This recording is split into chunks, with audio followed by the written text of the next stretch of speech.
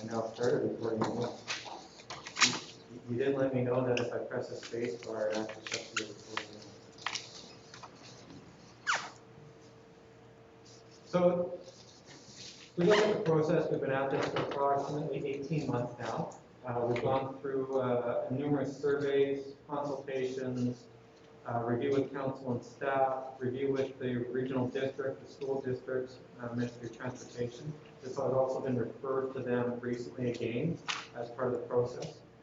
We have discussed with the local First Nations, various community dialogue components. We revised the policy and regulation based on the latest information that we got from the open house, the pop-up, and the survey. And we now have the final document in front of you for your review and approval. The key topics that have been addressed throughout this process are listed here. I'm not going to go through them one by one. These are conversations that we've had over the last 18 months. And this has really led to conversations that we've had with the community through the focus group sessions, the initial consultations we had in August of last year, in October last year, and the surveys that we ran through the last year and a half. This is a very hard slide to see, but this is basically the table of contents of your document. And this is how your OCP is organized. It's organized in key sections, with the first being First Nations recognition.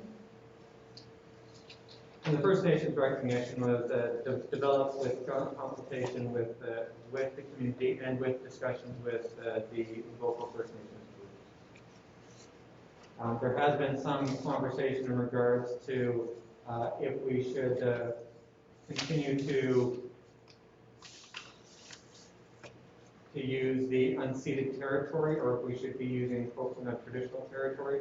Minor amendments of that nature, if council desires, we can make as part of this process. The next section in your official community plan really is the community context. This was the basis for our dialogue that we had done back at the beginning of the process when we developed the community profile. And in addition to this community context, information from the housing growth study and other statistics were pulled together to provide that background information. This is things like population growth, housing details, and housing demographics. This is, again, like I said, based the beginning of our conversations with the community about what is needed for the community and where the community wanted to go. The next component of the official community plan is the community involvement section, which provides a summary of all the different community involvement that we have done throughout the process, including the interactive mapping session that was done, including the actual online interactive map, the 4 surveys that we have done throughout the process, the 4 different focus groups that we held throughout the process, and the various surveys. Yes, go ahead. Thank you. Okay, on page 14, there's a photograph of bikes, which I love. I'm not thrilled about the old fire hall. It's like a really old picture. And our fire hall has nice siding, it looks a lot better. I don't know, be nitpicky, but if you consider a different picture there, maybe. Pressing a motion for something like that? Yeah, through your worship, those kinds of things, if they can just be summarized with regard to graphics and that, we can clean that up as part of minor amendment through this process. So how does council feel about that? After your picture of the fire hall, we're all good? Sure, great. You can mark that down. Oh, by the way, just so you know, I have asked staff to write down all of our points to be captured, okay? And thank you very much for this comment. One thing, during the conversion of the document from Word to PDF, which is something that we're talking about, there were some odd formatting issues that did occur. We will clean those up for the final review of the public.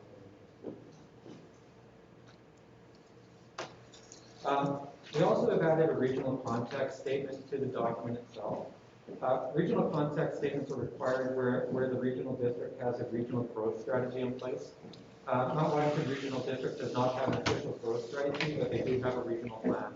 So we provided a regional plan statement to illustrate how the policies within Fort McNeil are contributing to the broader goals of the region. Again, the next section in the OCP is the vision and guiding principles. We actually held a session with council in March to review the vision and guiding principles. This is the results of those final conversations we had in March. And from this, we are also developed some key goals in regards to social, economic, social, cultural, and environmental goals.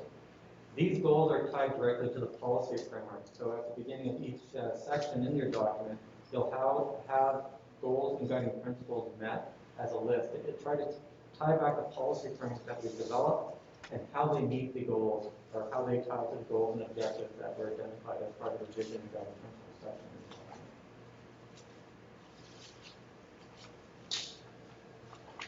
The next section in the document is culture and inclusion. The policy focus of this was really around First Nations, community, and immigrants, and we modified that to really reflect a broader community because there was different titles used at the time. Arts and heritage. And as a result of our open house and the dialogue that we had recently, we added universal accessibility because it was something that we discussed with numerous people as part of that process. And so there's a new universal accessibility section added to culture and inclusion.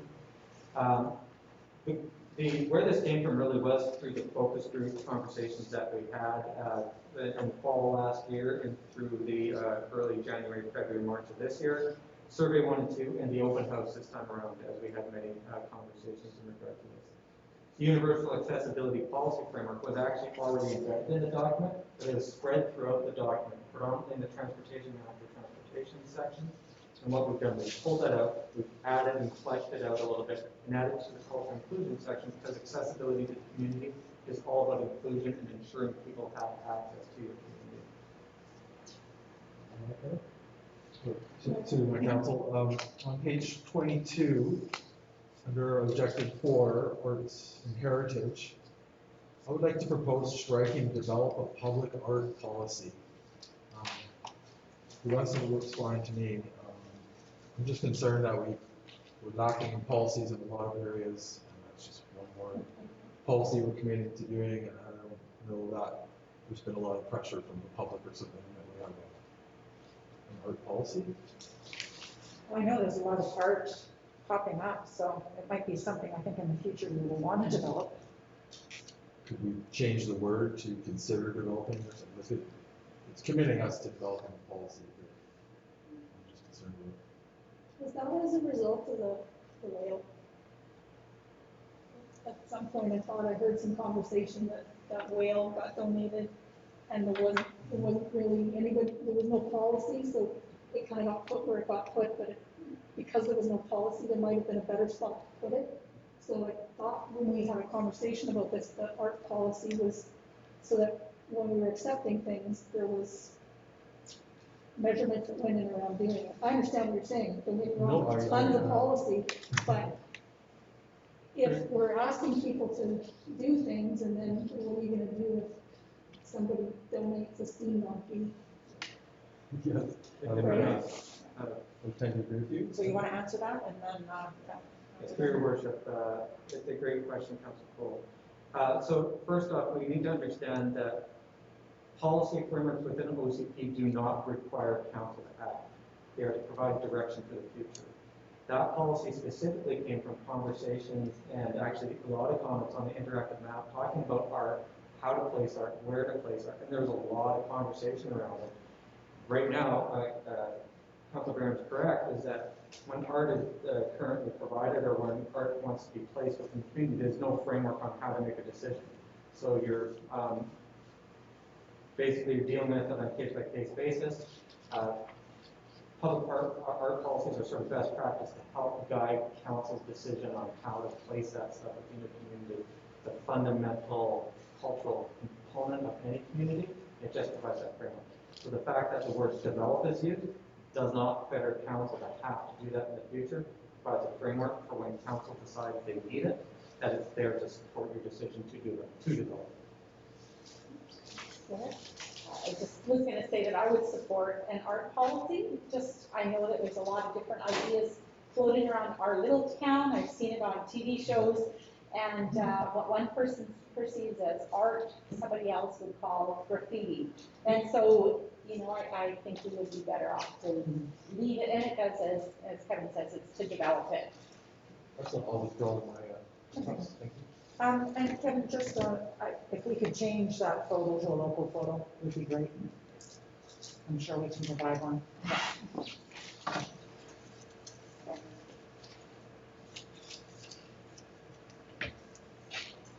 So the next section is economic development. Focus of this section really is downtown revitalization, support for local business, economic diversification, and one of the key components that came out of Roger Brooks's work is the idea of the base camp for the North Island. This came out of the economic development plan. Of course, Mr. Brooks's work. The business focus group was really focused in on this, and we talked about this quite a bit as a key component of the feedback we received from that focus group. It also was reiterated in Survey 1 and Survey 2. On page 24, economic development, objective 7, I'm not sure what you're trying to say. It seems very clunky. To promote Port McNeill as a main base camp and a hub for All Point North and North Island tourism. Yeah, I like that as well, because there's lots of good Yeah. stuff south Yeah. of town here, you know? Promote Port McNeill as a base camp For the North Island. for the North Island would be, yeah. Just seems clunky. And just before that, under economic development, that's where the formatting error is there, right? Where there's a space and then 1, 2, there's actually just 3 points there. Is that what that's supposed to be? Those Okay. odd formatting things Okay. occurred, like I said. So there's no missing words, it's just. Yeah, it's just, Okay, it's exactly when that transition from Word to the PDF occurred. And on page 23, there's a drawing. On the second column says, tourism and other supporting and value-added industries provide additional properties to residents and allow for local businesses to expand and prosper. Is that just a statement, or is there a goal embedded in there? I'm not quite sure what the intent of that is.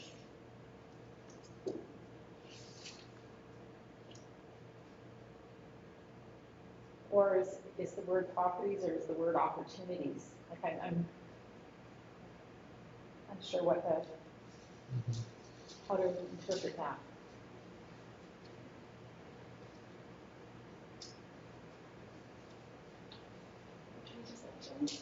23. Yeah, Second word column, opportunities. under the flower. Okay.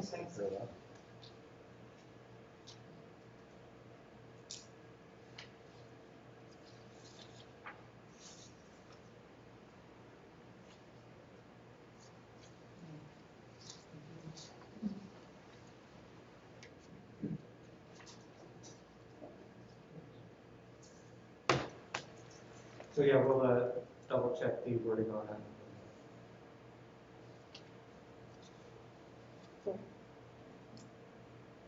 did you have another question? No, okay, yeah, go ahead.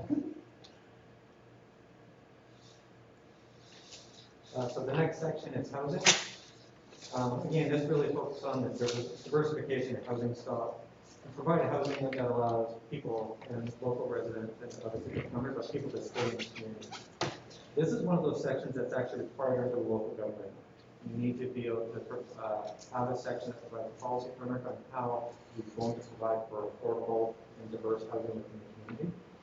A lot of this information came from the housing needs study that was done and the community profile that was done as part of the basis of this. A lot of discussion in the focus group, because the housing needs study said one thing, but the focus groups and the discussion with the community stated that there's other things beyond what was in the housing study that was actually needed for the community. Specifically, more rental housing, housing for professionals that are coming to town, such as medical staff, RCMP, people of that nature, some transitional housing for workers coming to work here. And that was really clearly brought forward in the focus groups and in all the 3 major surveys, 1, 2, and 4, and was also discussed as part of the process.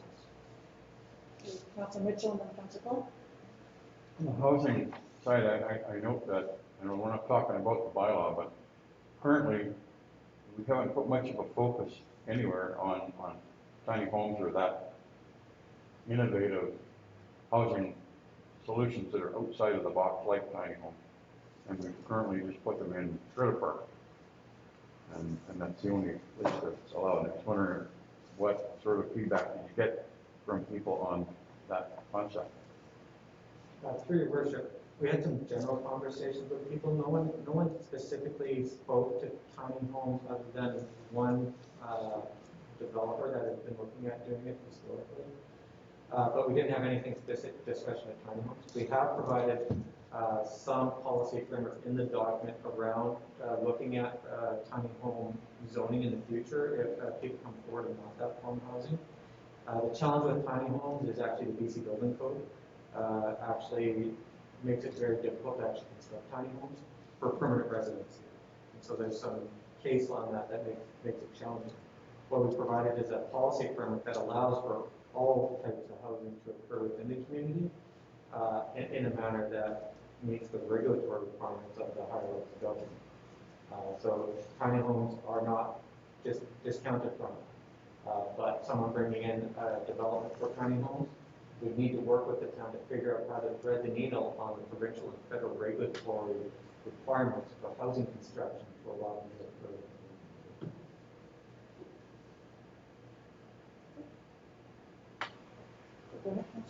And I was gonna ask about tiny homes as well, so the reason in the new zoning, we put them in the trail parks, is that something to do with the CSA, like they will work, a CSA approved will work there, but a CSA, non-CSA approved won't.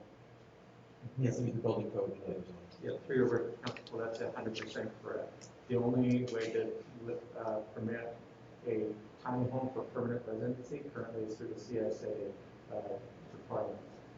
To achieve a tiny home under the BC Building Code is exceedingly difficult, and you're typically not seeing them constructed right now because of the difficulties with the BC Building Code and building actual homes.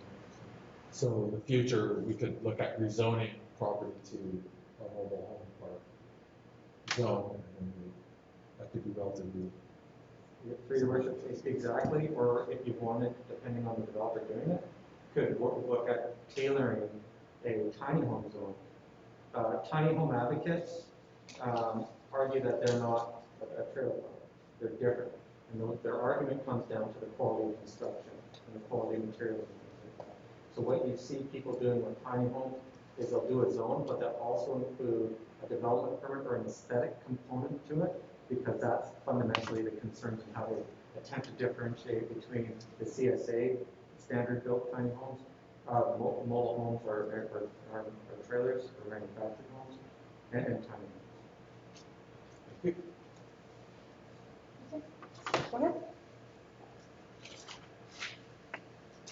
So climate and the environment is section 8 within the document. This outlines greenhouse gas reduction goals, the actual land use development forms within the community, and speaks to natural assets. This is one of those sections that is also required under the Local Government Act, where all communities in British Columbia are required to have greenhouse gas reduction goals.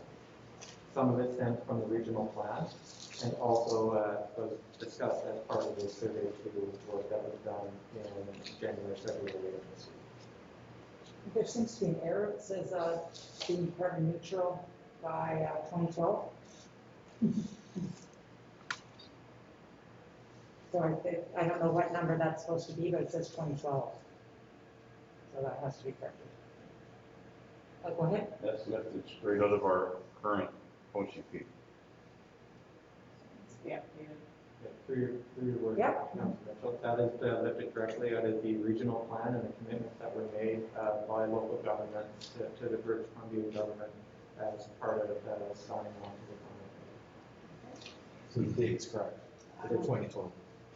I'll reconfirm for sure. Because it references back to the climate action, it's not a goal, goal is over in 8.1. Right, committed to. Yeah, okay. Got it.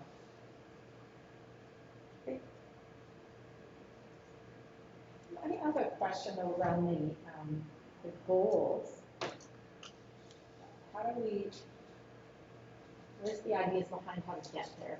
Because this is only about the community, the town itself, to reduce the community one. This is a community initiative. So implementation, climate implementation is developed through a CEEP, Climate, Energy, and Environment and Emissions Plan. Those seats basically create action plans that the community can use then to implement greenhouse gas reduction. And so they vary. Right? The OCP itself is not an action plan. It sets out the high-level goals, and then the communities that typically sign on to reports and things like that develop to seek to then action item key aspects. What you typically see in communities is they focus on operations first to reduce operational greenhouse gas reductions, and then look at community initiatives that help the general public meet those greenhouse gas reduction goals. What you're starting to see is big incentive programs, things of that nature, starting to try to be rolling out because your biggest greenhouse gas reduction in the for the public and residents is typically house residential home heating. Right? So the local government has very limited ability to impact that. The focus typically is going to be on corporate greenhouse gas reduction, and that's going to be facilities management. Because I wondered, I thought, how realistic is this? I mean, our power is electric, which we have inconsistent all the time, which brings up, generators are being used, and the other alternative is wood heat. Mm-hmm. So, I mean, generators and wood heat aren't great for the environment, and look where we are, we don't have alternatives. So, are these too ambitious for where we are, or what does that do when we put a goal like that? Yeah, it gives you something to chase. It gives you something to aim for reductions. Are they too ambitious? I'd have to look at your operations to understand for sure how ambitious they are. The goals that were outlined in the charter and stuff were ambitious goals when they were adopted and signed. What we're hearing now for COP26 that's going on now, and that is that it's not enough based on the climate crisis that is being noted right now. So even the goals that are in place now that you have, what they're saying now is communities need to start looking how to get even beyond those goals at this stage.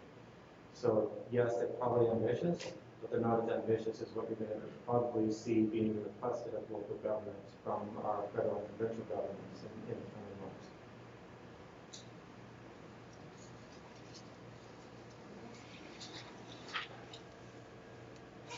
Is there? Go ahead, yeah. These are great to have, I guess. I'm not a fan of spending a ton of money to achieve very little change. And so is there some sort of cost to getting an 80% reduction from 2007 by 2050? And if so, what is it? Through your worship, there will definitely be a cost. What that cost is, it comes down to where you can achieve the emission reductions. And so I wouldn't be able to tell you what that cost would be. But yeah, there will definitely be a cost associated with it. So these are really, in some ways, are sort of like pie in the sky goals, because we don't even know if we can afford to get where these goals want us to go. And by the time we get to 2050, they'll probably be telling us we're heading into another ice age. So. Go ahead. It definitely is going to be a cost. I don't look very much further than our neighbors at the regional district, where with the arena, the improvements they've made with the environmentally conscious decisions have made that arena run at a cost neutral. Their return on investment was a very, very short period of time with the introduction of the battery-powered Zamboni and the solar-powered energy system. And they've also done that at, I do believe, the Lost Pool, where it was a very short turnaround to return on investment. So sometimes initial capital costs are, a detriment, but then the short-term gains financially can also be a benefit, as well as getting, a reduction in greenhouse gas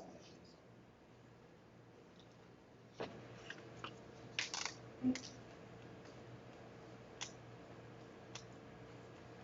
So the next section is land use. This is one of those sections that is also required under the Local Government Act. This came from a review of the existing land uses in the community. The interactive map that we ran from August through to December last year. The mapping workshop we had in October last year. Surveys 1, 2, and 4, and the open house. We all had discussions with regards to this to land use. Some of the things that we learned in the open house was some modifications to the area that we had identified for future potential industrial. And it came up very clearly that people would like to see that is either a combination of recreational and residential, or one or the other. That's been identified on the updated land use map for those future purposes if those land uses are to change in the future. Go ahead, Councilor Coe. Yes, 9.3, the institutional lands. I got no problems with the wording, but on the corresponding map, we have a parcel the town owns right next to the hospital that's been flagged as institutional, and I don't know or recall we ever having that discussion with council. You know, in my opinion, I think it should be considered for housing. So I'm not sure if this is the appropriate time to discuss that, but will we be reviewing the maps as well after this? Or? Through your worship, at this stage, no, we're not going to be doing any detailed review of the maps. If you would like to see us look at that component, please go to this solution. And was it labeled institutional before? Just so if you're asking. Through your worship, if it's labeled institutional now, it would have came off the data that we received from the regional district.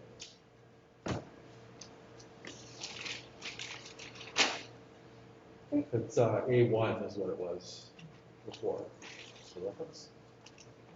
Through your worship, that would have been zoning, not OCD.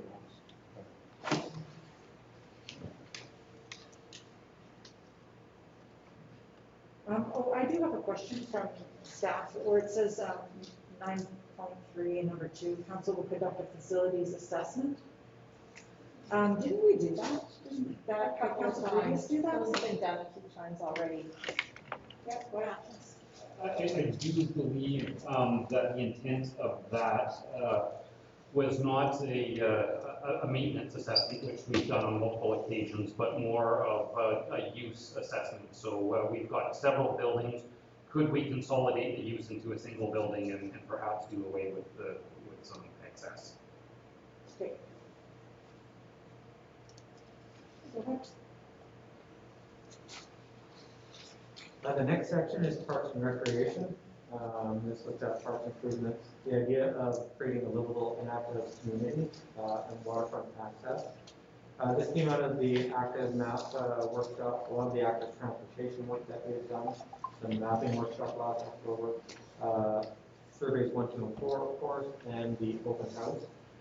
At the open house, we heard a lot about the need for more family-friendly and children's spaces within the community.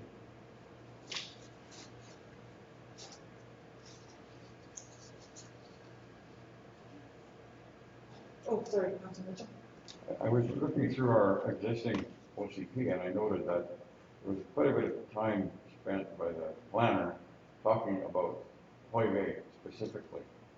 And among the many uses that it was possible to put there were parks, but we were told that we couldn't include it in this survey question when we did this, and I'd like to know how that fits into the thinking here. It was in the old plan that, hey, this would make a great place for a 6-hectare, 12-acre, 15-acre park with all these different uses and so on. I don't have all the wording in front of me. So I'm just curious why we're not talking about that now in this plan so that the community would be aware that we have this beautiful piece of waterfront that is the only waterfront we actually own that would be a park, and we don't even have it in our plan anymore. We just lifted it out and threw it away. I don't understand the reasoning behind that. I would like to. We didn't just take it out and throw it away. If you look at the existing 97 plan, there's a lot of things in that plan. Well, there's a lot of things missing from that plan to allow the community to actually administer decisions. The Hoy Bay issue should be dealt with. It should be dealt with through a comprehensive parks plan so the community can actually understand how they're going to plan for parks, not one spot focused on an entire OCP for just one piece of land. There needs to be a comprehensive approach to parks for the community. What are you trying to achieve? Things of that nature. And so it wasn't that it was ignored. We did actually listen to people when they were talking about Foy Bay, but it needs to be dealt with in a comprehensive manner versus just looking at one piece of land about parks, because there's other parks and other recreational needs in the community beyond that one piece of land, as identified through the various conversations that we've had with the Okay, good, Councilor Cole. So anywhere in here does it say an objective that we should do a parks plan?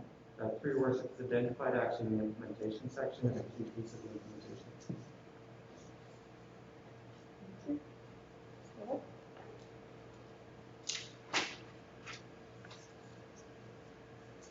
The next section is infrastructure and growth.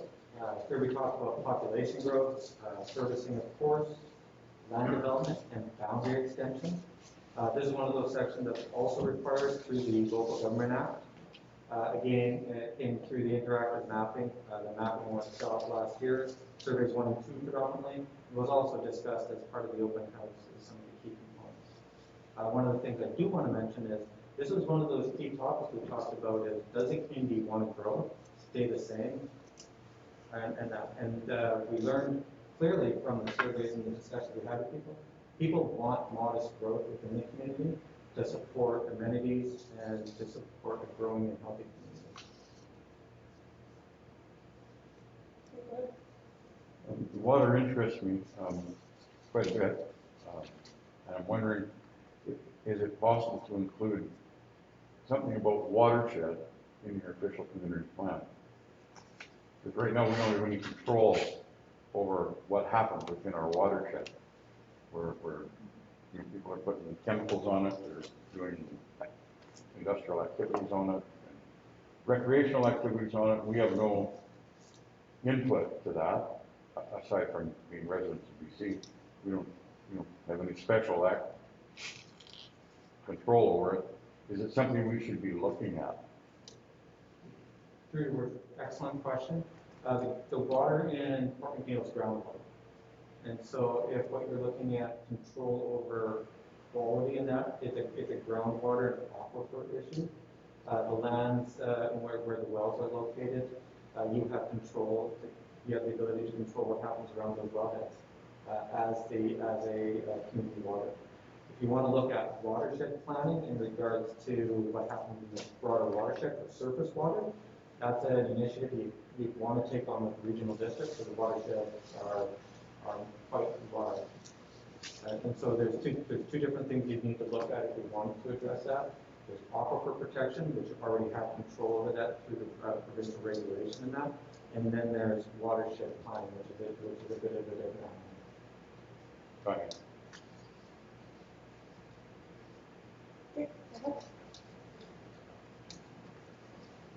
Next on the list is transportation. So here we talk about transportation modes and options. This is where we integrated in the active transportation component, asset management, and trail connectivity. There's also a section that's required in regards to the road component under the Local Government Act. It came from our interactive mapping workshop, surveys, and other places also.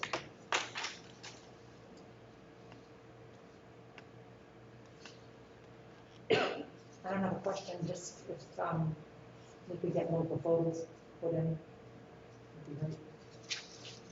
Yeah, three words. I have spoke with Mr. Smith, and we're going to work together to get some locally sourced photos to pull the stock photos and make sure that it's more tailored directly to photos.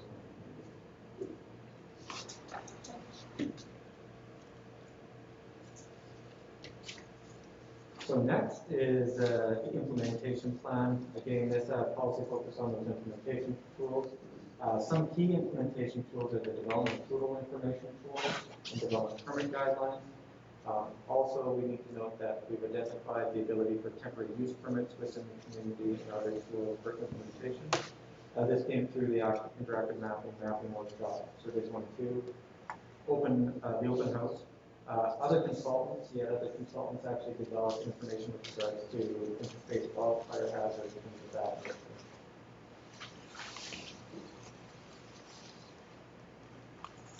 Item 13.4, is that next week, right? Development permit areas of wetlands. So, through work, right, sorry, Councilor Slow, I didn't quite catch that. So page 39, 13.4, development permit areas and guideline. On my page, it's blank. Is that intentionally left blank? For your worship, yeah, that was intentionally left blank. The actual development permits are on the next page. Start on the next page. You have 4 development permits that we have proposed. One is the downtown formal character development permit, and then there's 2 environmental development permits, and then the last is the interface wildfire hazard development. I don't see those. Mm-hmm. One is missing. 13.4.1 is downtown revitalization. Yeah. And then, Oh, right, okay. yeah, and then you go to Yeah. 13.4.2. Yeah, got it. Yeah. Sorry.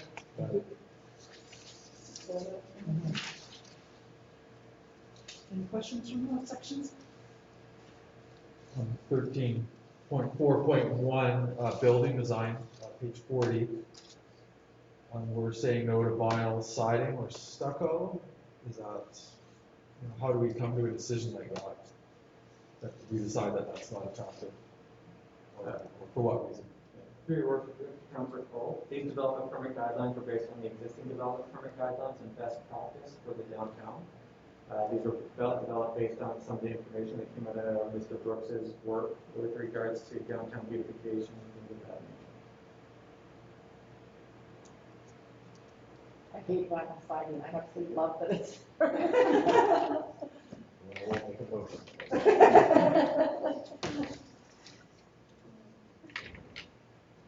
Okay, go ahead. So with that, that's the summary of the official community plan. If there's any general questions, I can tackle a few more now, and if not, I can hop right into zone development. Okay, let's go. So the last page, it says maps. So there's maps attached to this official community plan? Through your worship, yes, there would be. The maps are very large. And so I provided the maps separately in digital format, so that, like maps and what how an official community plan works with regard to the map. We provide the maps for convenience purpose in the document as we've experienced. You're not going to be able to get the detail you need of the maps when you're opening them, even if they're 11 by 17. Your official map will be printed off, large copy, and will be kept at Town Hall. And then the maps that we've designed are actually designed in a manner that we'll be giving them to the RD, and they'll be automatically be able to update their entire GIS system with both the official community plan and the zoning bylaw maps to the IMAP system as soon as we have the maps finalized. Okay, well, that all makes sense, but I just don't know why wouldn't be reviewing the maps as part of this process, because, I see errors in the maps and areas of concern, notably, proposed land use, area 1, like that's our future vision, I believe. And, I have questions. I thought this council wasn't in favor of having a downtown commercial area like by the Petrocan. And then on this map, that's exactly what it says. That's what our futures shows the CS1 or shows commercial. And I got big concerns with that because our downtown needs as much help as it can get. And I don't want people just rolling into the first intersection, turning around and hitting the highway again. And that's just one item that I flagged. And yes, I don't know how council feels about that, or if you noticed that. So I'm looking at proposed land use area 1. Most of my other concerns can be dealt with, or more to do with the zoning map, which is the next process, so I'll spare those comments.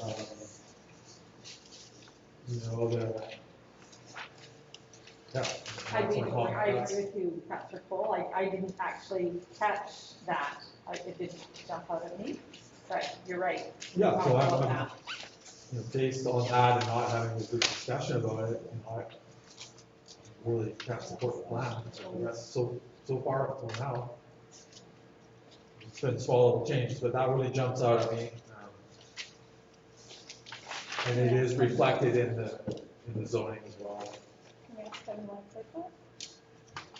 Sorry? No. Can we ask them lights like that? Of course you Yeah, can. through your worship, that has been identified on the maps since October last year.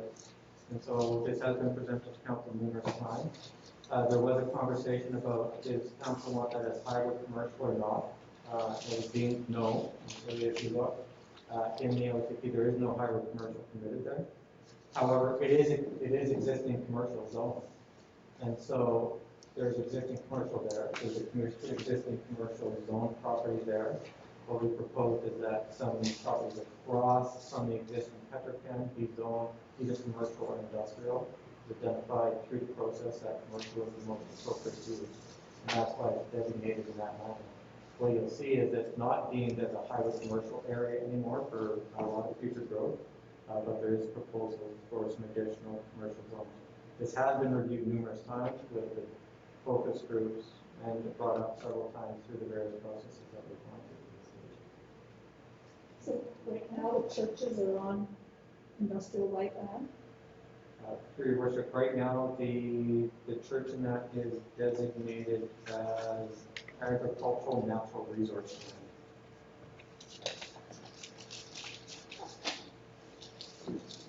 Your worship, Wow. I'd just like to know, is this, like, I noticed on the agenda, it said we were gonna discuss the zoning bylaw and the OCP. So we only have an hour, so is this the time we have for it? Like, that's it? Because we're almost up, right? We haven't even looked at the bylaw, right? Yeah, well, we can continue this conversation into our regular meeting.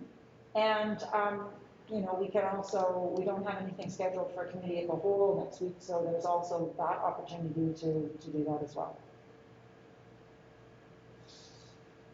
Okay, because I don't feel like we've done it justice, because this is just the tip of the iceberg in terms of, I was under the impression that when we said we didn't want this to be set up as highway commercial, that it wouldn't just be turned into commercial instead, and then just put in there, because our whole point was we wanted to focus on our little tiny town of 2,500 people, our downtown core, to get the bulk of the business development. And so if we do this, we're going to be just like Comox, Courtney, Parksville, with developments all over the darn place. We need to focus it, we felt. So why is this here? Weren't we heard? I don't know. So what else is in here that we'd like to maybe tickle up a little bit and make it our own personal official community plan? And I don't like seeing all that red ink there. Yeah, I didn't like it the first time. I hear what you're saying. As we move forward with this process, though, I think we need to, if it's run through various focus groups, we have to also understand that, you know, there was some public input as well. What I'd like to know on this, we've got the church here, Petro-Canada, and then commercial, does that also include the townhouses and apartments, right? Are they considered commercial as well? And the apartment buildings. And apartment buildings, sorry. Well, the townhouses and the apartment buildings, it looks like. Couple houses too. The townhouses are strong. Or is that because it's just the map's so tiny? Through your worship, other than the properties on Mine Road in Campbell Way, we have not changed the zoning. The zoning that is shown is existing zoning as provided to us from the RD map. And so if it shows as commercial, it is shown as commercial on the mapping that was provided us as the base mapping from the RD. Maybe the RD's map is wrong then, because we're all talking about the town map that we look off of, It's under so. my pillow. Yeah, No, it's exactly. not.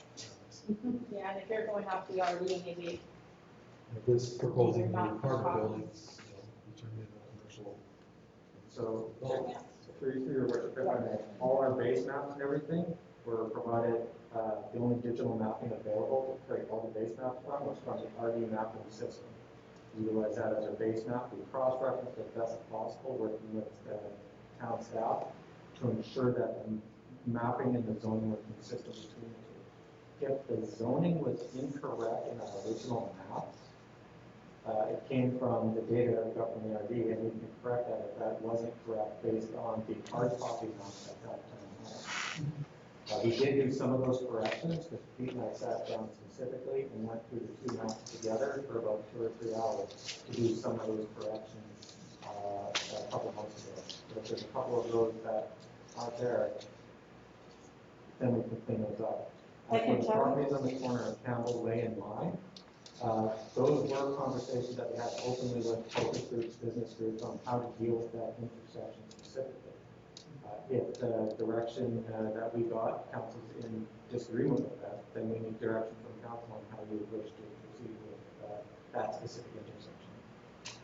I can tell you historically, from being involved with the regional district prior to me being mayor, is that we were invited to be part of a mapping process, and a number of years ago, we chose not to be part of that process. The regional district has undertaken and tried to add as much as they possibly could find, and that was a number of years ago. So that's, I think, why we're finding ourselves in the position that we're in right now, where we feel it's contradictory. Or, yeah, some of this. I need to ask a question. So proposed land use, that is that proposed moving forward, or is that, and how is that different from zoning? Your worship, excellent question.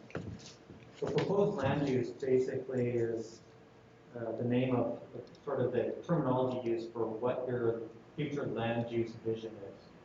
And so that proposed land use, when combined with the land use section, the yellow represents the residential policy framework that's in your document. So if someone comes forward with a proposal within the yellow area, says, we want to do industrial in the yellow area, right, at the zoning level, you have to go back to the OCP and say, okay, it's designated residential. Is that consistent with our future vision? And that gives council that framework for a decision on that particular land use for that area. And so that's the map and that policy works together as two pieces. So the map is your proposed land use, and then the actual policy framework under the land use section goes with that map to help guide future council decisions in regards to land use for the community. Go ahead, Councilor Mitchell. So if I understand this, if we allow this to be part of our proposed land use, a businessman comes to town, he grabs this map and he goes, oh, this is proposed to be that, and you know, that's part of the, it's accepted as a part of the official community plan, therefore, my application to rezone that to the use that it shows in here is difficult for council to oppose when it's already in the plan. We've already said that's what we want to do in the future. So when somebody holds us to it, we have an out. Through your worship, Councilor Mitchell. So again, it provides that framework for decision making, right? So he comes in with a commercial use that is inconsistent with the general commercial uses in the area. It's up to council to make that decision, determine consistency. That's the role of council, to look at the framework. Does it meet the general vision? Is it consistent with what we're trying to create based on the policy framework that's been developed for you? It's used as a foundation for decision. Just because he comes in with a commercial use does not mean that council has to approve that commercial use if it's not consistent with the vision of how council sees that area development. Right? An OCP cannot fetter council's decision-making authority. You still have authority and discretion on any decision of rezoning that comes before you. You use the OCP as a framework to help guide those decisions, but it isn't there to fetter your decision.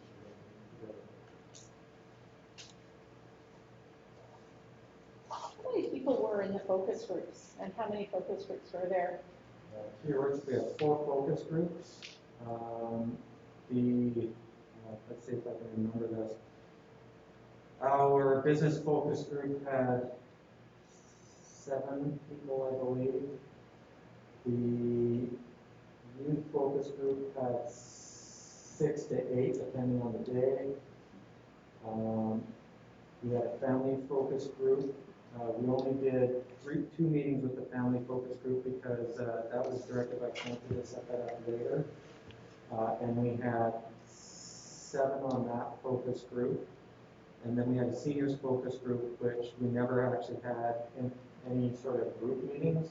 And I talked to them individually on phone calls, and they had 5 people involved in And the APC as well, correct? that. And we did also, yeah, we also used the APC as a focus group also, and we had 4 meetings with them.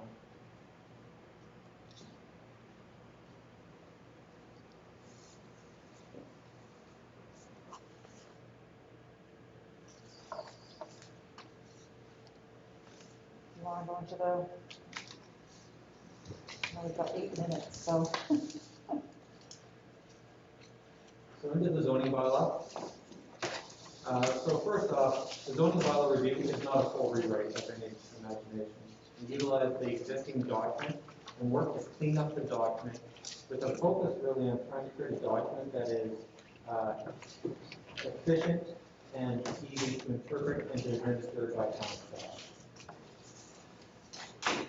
One of the key things was to modernize the document and remove what is known as unlawful delegation or unlawful sessions. And there's quite a bit of that in your existing document just due to the age of the document itself. So the key topics with the zoning bylaw itself was, like I said, ease of interpretation and administration. And that's not just for staff, but that's for people using the document outside of staff themselves. Removal of the unlawful clauses, reconcile uses. And so one of the things we did is to go through all the uses within the document. You have a lot of uses that actually had regulations embedded in the uses and multiple uses listed under one uses. We also reviewed the definitions themselves, go through all the definitions to ensure that we provided as many definitions as possible to allow for ease of interpretation. We did the best we could to actually provide for a key use that there's a definition associated with it to help with that interpretation. So the first big thing was really general formatting and general revisions. This was really about reorganization of sections because there was a bunch of stuff embedded in multiple zones which were the same across the document. We reorganized that, put that into general provision section, renumbered the document, reformatted the document in general for just ease of use itself. This here is a little bit difficult to see, but as you can see up here in the corner, this is our proposed R1 zone. The other 5 panels is your existing R1 zone. You can see these areas here that I've outlined. This and this area here are the only thing that is actually required in a zone. All of these other sections were redundant sections or sections that are actually unlawful and not permitted to be in a zoning bylaw. There's these provisions here, all basically are not permitted under the Building Act because they're actually fundamental building code issues. These other sections, there's a section on secondary suites. This was reiterated in something like 6 different zones, so we consolidated that into the general provisions section. There's sections on accessory dwellings, which was reiterated in 6 or 7 zones, which also integrated into the general provisions section. So what it did is just clean up the zone to allow for a more simple zone to actually be proposed. One of the things that we have done is the big changes we have done is look at building height. And the other one we did is we removed the actual minimum unit size, part of our discussion through the last consultations that we had done. One of the key tasks we did, I was talking about this, is the definitions and use reconciliation.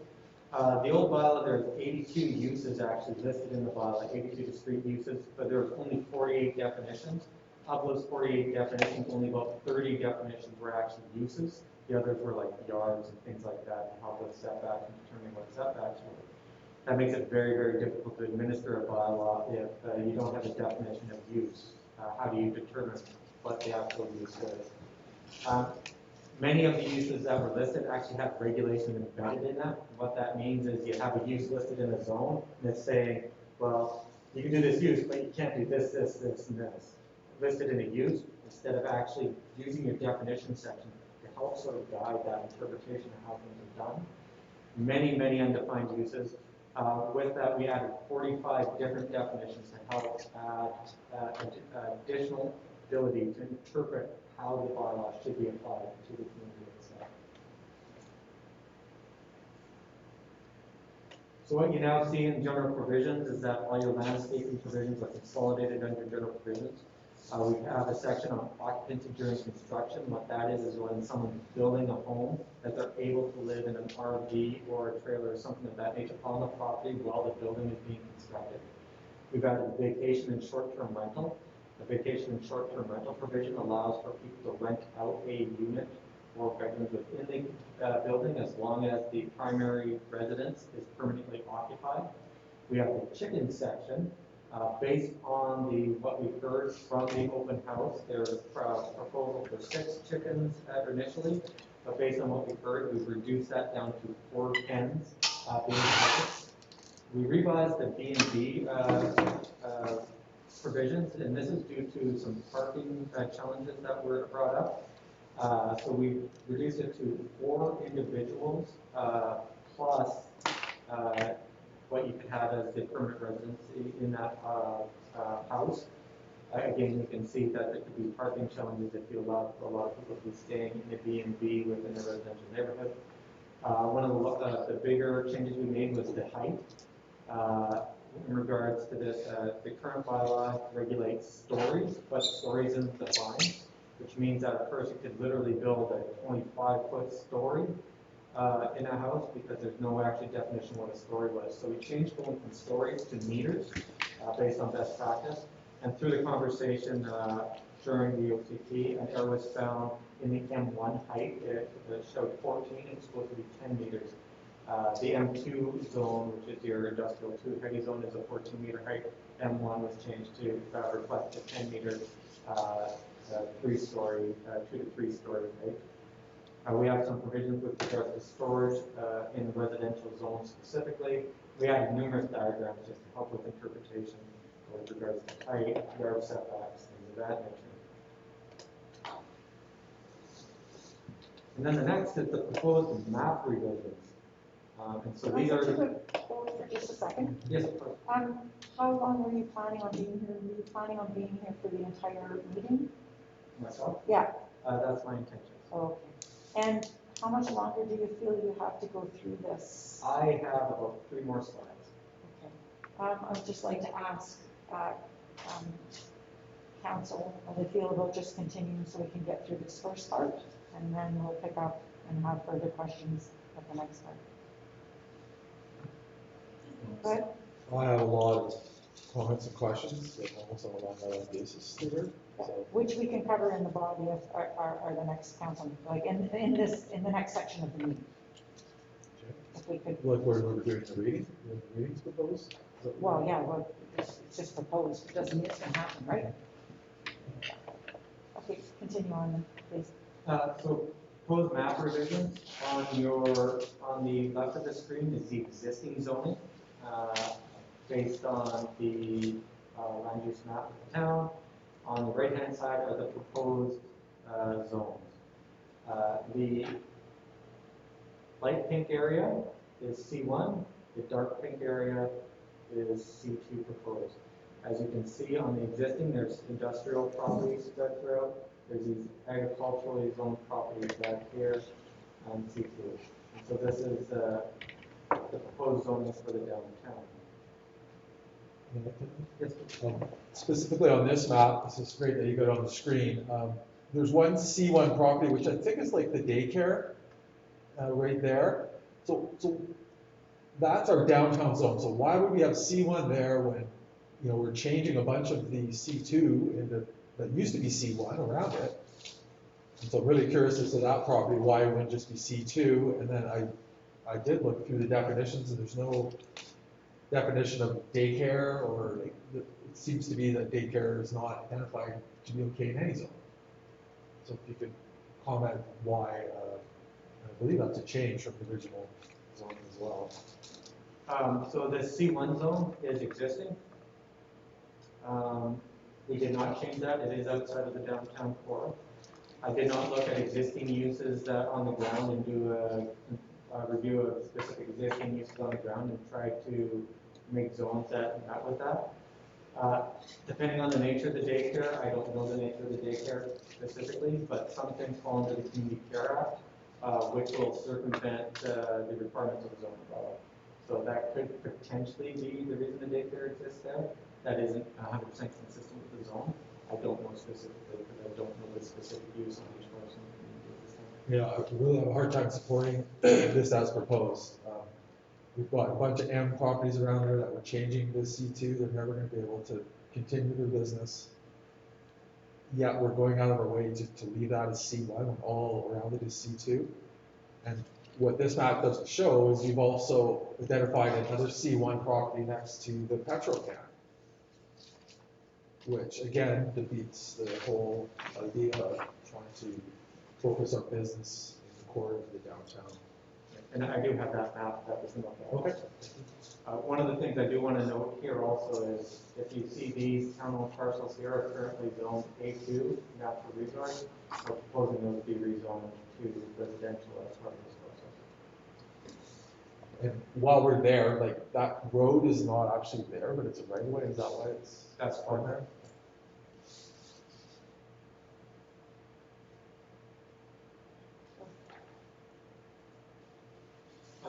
So this is the next one, and this is what you're speaking to, Councilor Cole. Again, this would be a relic from the RD map that we received. If this is incorrect, that is one of the things that we can address. As you can see, the zoning here, this is the townhouse lot. I believe this is actually forested, this parcel right now. Right. The townhouse zone, and that actually still exists on the proposed land use map. This is the change to commercial to reflect the same commercial, which is commercial service 1, consistency with what the Petrocan is. And then these lots here zoned to the M1 industrial as talked about in regards to mine. So again, this goes to my concern where you've rezoned those areas. Now we can have fast food and that kind of thing that will take away from our downtown core. And I noticed churches are only in one zone, A1, so we have a whole bunch of churches along the M there that are suddenly non-conforming. They'll never be able to add on to their church or do anything with their property. So churches are a bit different, but basically how it works, if let's just take a step back and talk about this idea of legal non-conforming, because it actually speaks to these industrial properties also. So that under the legislation, they'd be dealt with in the same manner. If you rezone a property and there's a use on it that was previously permitted under the zoning, and you change the zoning, it becomes something called legal non-conforming. They can continue to operate in perpetuity until they no longer operate for a period of greater than 6 months. And that's intent to operate. They cannot exacerbate the use, but they're permitted to continue operating in perpetuity.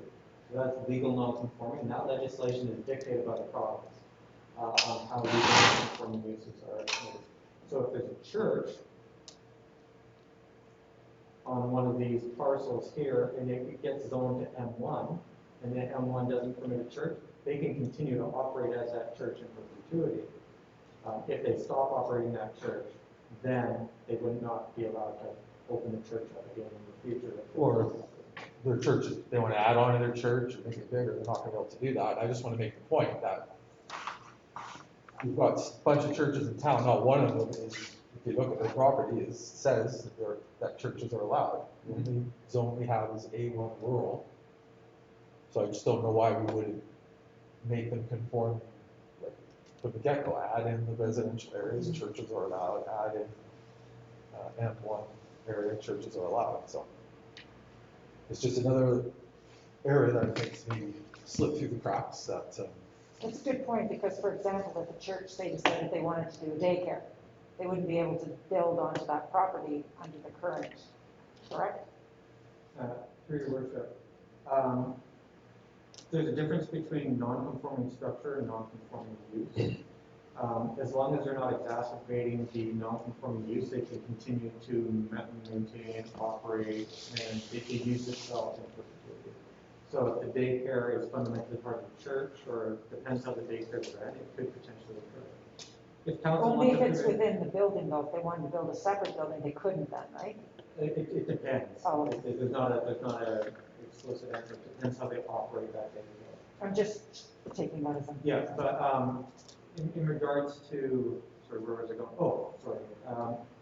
If council wishes to permit any use anywhere in the community, that's an easy minor revision to the document that you enable that. And one of the examples of that is urban agriculture. One of the things we have put in here is that urban agriculture is permitted in any residential zone. If you want to permit churches in any zone in your community, you can do that by providing exemptions for certain types of uses. So that is an easy minor amendment if council wishes to proceed. Yeah, I just want to make one final point. If somebody wanted to build a new church, we don't have any land zone for it. It's all A1 rural, which is pretty much town-owned land. Not to mention, Well, I guess the only thing I wanted to say was, I think it behooves us to see that the zoning is appropriate for the current use, if at all possible, because when it's non-conforming, there are limitations that could be unforeseen, because people, as you pointed out, a church may decide down the road to start a daycare that they never had, but they have enough space to build another facility. But now it gets complicated because they're non-conforming already. So let's make the zoning appropriate to the use that it has, if you can do that. are you Having all this talking property with zoning applicable is wrong. just to churches or to, Just generally, churches included, that we need to make the zoning conform to the use, or the use conform to the zoning, but people need to know what they can do going forward on their property. They don't need to be in a position where, yeah, you can keep operating, but, you know, if you decide you want to start doing something different, you're going to have to move. I don't like putting people in that position, so I think we need to look pretty hard at this non-conforming use thing. I was just gonna say the Legion too, right? The Legion's gonna be commercial now? Or what's the thing? I mean, I think your other map with across from Petrochem, it had the Legion as commercial. Is that, The Legion's my dad's church. Yeah, no, that's, this, Seriously. like the previous map just showed that whole area commercial as in the future, but then we're half stepping doing it right now, so I don't understand if we're gonna go all out and do it or not. And that, the piece, that C1 on our original town map was CS1, it was never commercial one. You know, so really makes sense to maybe keep that CS1, but, So the Legion right now on this map is C2, but adjacent to it, the churches are industrial. yeah, so these are the churches, correct? Yeah. Yeah. This is a natural resource designation. A1. So one of those is the Legion and the other one is the old Jehovah's Witness church, which hasn't, the zoning hasn't changed, right?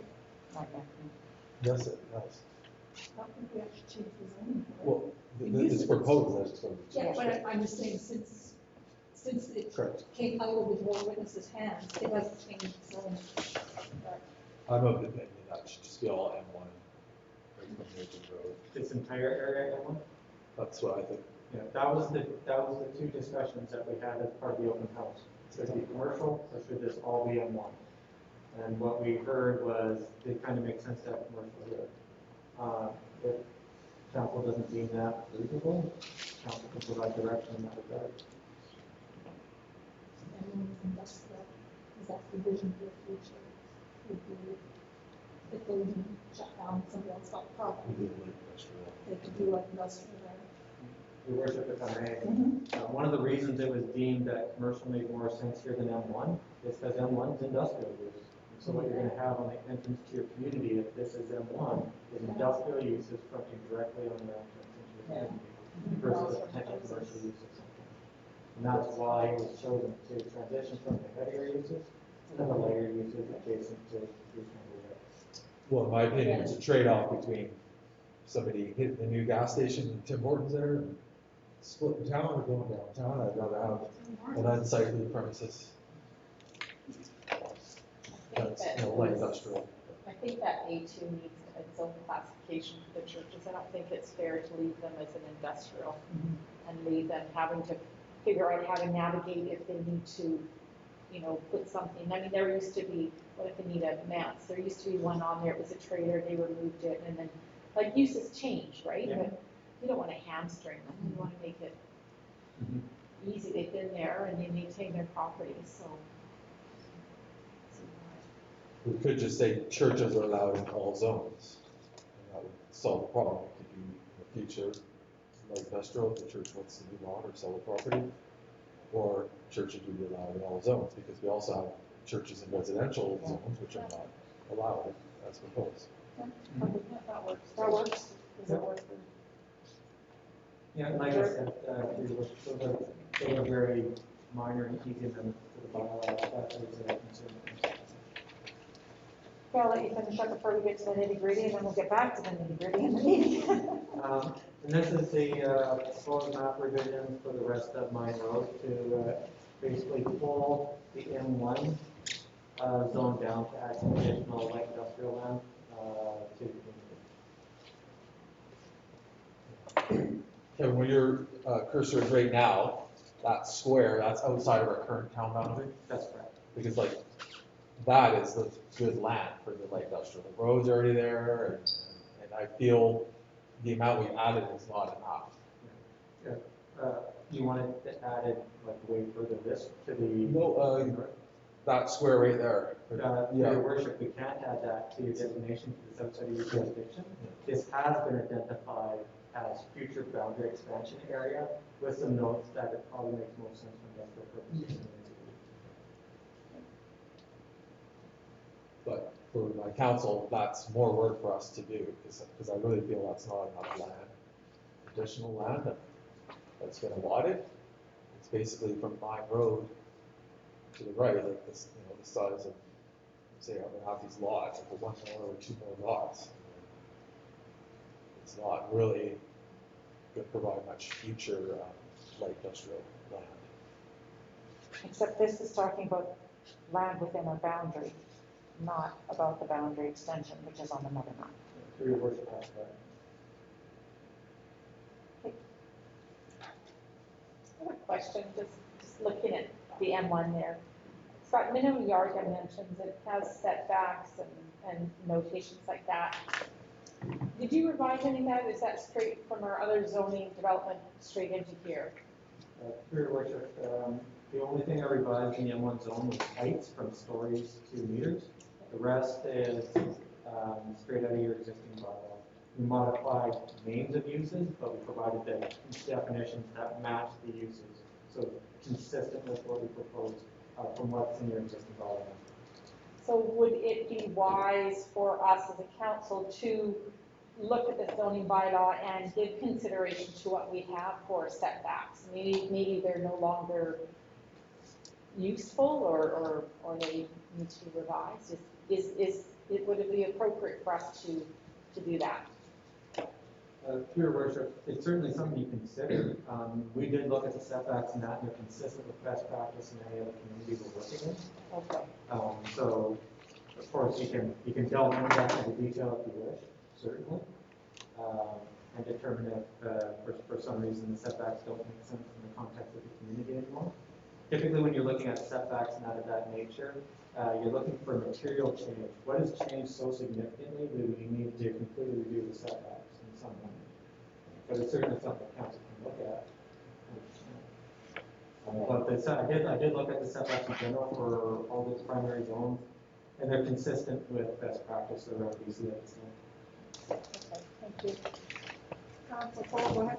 Well, we're on M1. We currently have some like mini storage places that are there. And it's not listed under the uses. And however, it is listed under in the definitions. So the definition says storage commercial, but that actual title or use is not listed in any of our zones. So I am concerned that leaves somebody in a position where they're not conforming so I'm wondering if that could be added, or if there's any discussion on it. Yeah, so through your worship, what you'll find is you're gonna find many definitions that may not be in the zone. And that's to allow for when certain uses come up that are typical and common uses, that they can be easily added to a zone. If they're not listed in the zone, it's because they weren't fundamentally listed in the existing, explicitly listed in the existing zones. Well, it does say storage in the existing, and then here it says outdoor storage. And I don't know why, if people are already using it for storage, and it seems like a light industrial activity, why we wouldn't clear it. And the same goes with automobile. I brought this up, auto body shop and auto repair shop are listed under definitions, but they're not in any of the uses. So if I'm an outsider deciding I want to open a shop, it's not in there at all. I mean, it does say automobile sales, but to me that's two different things.